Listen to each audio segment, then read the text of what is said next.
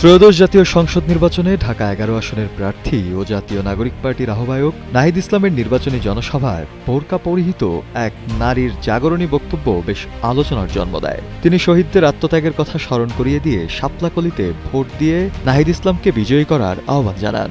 জনসভায় ওই নারীকে ওসমান হাদির বোন হিসেবে পরিচয় করিয়ে দেওয়া হয়। তবে কিছুক্ষণ পর বিভিন্ন গণমাধ্যমে খবর প্রকাশিত হয় যে ওই পরিচয় সঠিক নয় এবং তিনি ওসমান হাদি পরিবারের সদস্যও নন।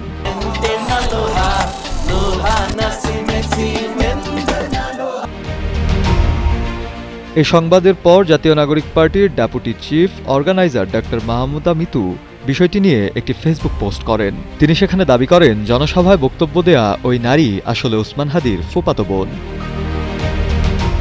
রবিবার ৮ ফেব্রুয়ারি নিজের ভেরিফাইড ফেসবুক পেজে দেয়া এক পোস্টে তিনি এ দাবি তুলে ধরেন। পোস্টে তিনি বলেন, আজকে নাহিদ ইসলামের নির্বাচনী জনসভায় শরীফ ওসমান হাদির বোন বলে যিনি বক্তব্য দিয়েছেন, তিনি শহীদ শরীফ ওসমান বিন হাদির আপন ফুফাতো বোন।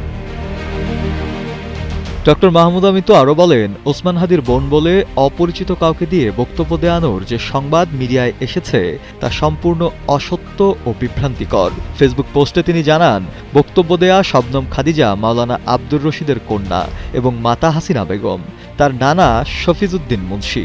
তিনি আরও উল্লেখ করেন, শরীফ ওসমান বিন হাদির পিতা মরহুম শরীফ আব্দুল হাদি তার আপন মামা।